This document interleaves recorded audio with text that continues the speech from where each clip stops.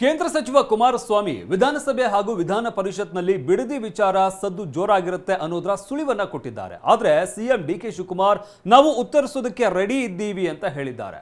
ಅತ್ತ ಅಶೋಕ್ ಆಗಸ್ಟ್ 13ನೇ ತಾರೀಕಿನಂದು ಅಧಿವೇಶನ ನಡೆಯುತ್ತಲ್ವಾ, ಅವತ್ತು ನಿಮ್ಮ ಯೋಗ್ಯತೆ ಹರಾಜು ಹಾಕ್ತೀವಿ ಅಂತ ರೋಷಾವೇಶ ವ್ಯಕ್ತಪಡಿಸಿದ್ದಾರೆ. ಹಾಗಾದ್ರೆ ಏನೆಲ್ಲ ಹೇಳ್ತಾ ಇದ್ದಾರೆ ನಾಯಕರು, ಕೇಳೋಣ ಬನ್ನಿ. ಏನಿಲ್ಲ, ಇವತ್ತು ನಿನ್ನೆ ರಾತ್ರಿನೂ ಸಹ ನಮ್ಮ ಶಾಸಕರೆಲ್ಲ ಒಂದು ಮುಂದಿನ ಸದನದಲ್ಲಿ ಯಾವ ರೀತಿ ನಡ್ಕೋಬೇಕು ಅನ್ನೋದನ್ನು ಚರ್ಚೆ ಮಾಡ್ಕೊಂಡಿದ್ದಾರೆ. ಇವತ್ತು ಚಾಮುಂಡೇಶ್ವರಿಯ ದರ್ಶನ ಪಡೆದು ಈ ಇಂಥ ಕೆಟ್ಟ ಭ್ರಷ್ಟ ದರೋಡೆ ಸರ್ಕಾರಕ್ಕೆ ಯಾವ ರೀತಿ ಚಾಟಿಯೇಟ್ ಕೊಡಬೇಕು ಅಂತಕ್ಕಂಥದ್ದು ನಮ್ಮವರೆಲ್ಲ ತಯಾರಾಗಿದ್ದಾರೆ. ಜನ ಯಾವಾಗ ಬರಬೇಕು ಅಂತ ಬಯಸಿ ತೀರ್ಮಾನ ತಗೋತಾರೆ, ಆಗ ಬರ್ತೀನಿ.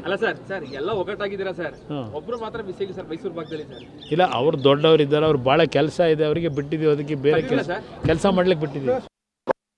ಅಸೆಂಬ್ಲಿಲಿ ಚರ್ಚೆ ಮಾಡಲಿ, ಪ್ರಾತ್ಯಕ್ಷಿಕೆ ಮಾಡಲಿ, ಪ್ರತಿಭಟನೆ ಮಾಡಲಿ, ಯಾರಿಗೂ ಬಲವಂತ ಇಲ್ಲ. ಅಸೆಂಬ್ಲಿಲೂ ಮಾತಾಡಲಿ, ಅಸೆಂಬ್ಲಿಲೂ ಏನು ಉತ್ತರ ಕೊಡಬೇಕು ಮಾಡ್ತೀವಿ, ಏನೇನು ಕಂಪ್ಲೇಂಟ್ ಎಲ್ಲೆಲ್ಲಿ ಕೊಡಬೇಕು ಎಲ್ಲ ಕೊಡಲಿ.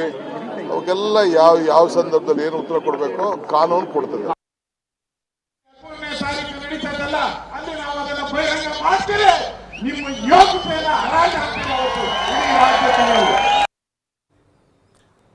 ಒಂದು ಕಡೆ ಈಗಾಗಲೇ ಪಾದಯಾತ್ರೆ ಇಂದಿನದು ಮುಕ್ತಾಯವಾಗಿದೆ. ಇನ್ನೊಂದು ಕಡೆಯಲ್ಲಿ ಕುಮಾರಸ್ವಾಮಿ ಮುಂದಿನ ಚುನಾವಣೆಯಲ್ಲಿ ಸರ್ವನಾಶವಾಗ್ತೀರಿ ಹುಷಾರ್ ಅಂತ ಎಚ್ಚರಿಕೆ ಕೂಡ ಕೊಟ್ಟಿದ್ದಾರೆ. ಇದಕ್ಕೆ ತಿರುಗೇಟು ಕೊಟ್ಟಂತಹ ಸಚಿವ ಬಾಲಕೃಷ್ಣ, ಯೋಜನೆ ಶುರು ಮಾಡಿದವರು ನೀವೇ, ಸರ್ವನಾಶ ಆಗೋದಾದ್ರೆ ನೀವೇ ಅಂತ ಗುಡುಗಿದ್ದಾರೆ. ಯಾರನ್ನ ಮೆಚ್ಚಿಸ್ಕೊಳ್ಳಿಕ್ಕೆ ನೀವು ಏನು ಟೀಕೆ ಮಾಡಿದ್ರು ಮುಂದಿನ ಚುನಾವಣೆ ಇದೆಯಲ್ಲ, ಸರ್ವನಾಶ ಆಗೋಯ್ತೀರಿ ಹುಷಾರು, ಎಚ್ಚರಿಕೆ. ಈಗ ಬಿಡದಿ ಪ್ರಾಜೆಕ್ಟ್ದು ಇವತ್ತು ಅದರಿಂದ ದೊಡ್ಡ ಅಡ್ವರ್ಟೈಸ್ಮೆಂಟು. ಯಾರೋ ಪಾಪ ರಾಜಣ್ಣ ಅನ್ನೋಕ್ಕಿಲ್ಲ, ನಿಮ್ಮ ಯೋಗ್ಯತೆಗೆ ಸರ್ಕಾರ ಕೂಡ ಯೋಗ್ಯತೆ ಇಲ್ಲ, ಯಾವ್ದಕ್ಕೂ ಜಾಹೀರಾತು ಕೊಡ್ತೀರಿ? ಯೋಜನೆ ಮಾಡಿದ್ರೆ ಕುಮಾರಸ್ವಾಮಿ ಸರ್ವನಾಶ ಆದ್ರೆ ಕುಮಾರಸ್ವಾಮಿ ಸರ್ವನಾಶ ಆಗಬೇಕು, ನಾವ್ಯಾರು ಸರ್ವನಾಶ ಆಗಲ್ಲ.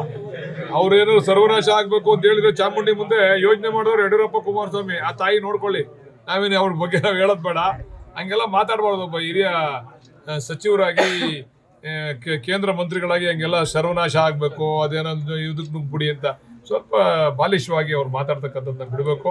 ಆ ಯೋಜನೆ ಮಾಡೋರು ಸರ್ವನಾಶ ಆಗಲಿ ಅಂತಂದ್ರೆ ಮಾಡಿರೋರೇನೆ ಯಡಿಯೂರಪ್ಪ ಮತ್ತೆ ಕುಮಾರಸ್ವಾಮಿ. ಆ ತಾಯಿ ನೋಡ್ಕೊಳ್ಳಿ, ಯಾರು ಮಾಡೋರು.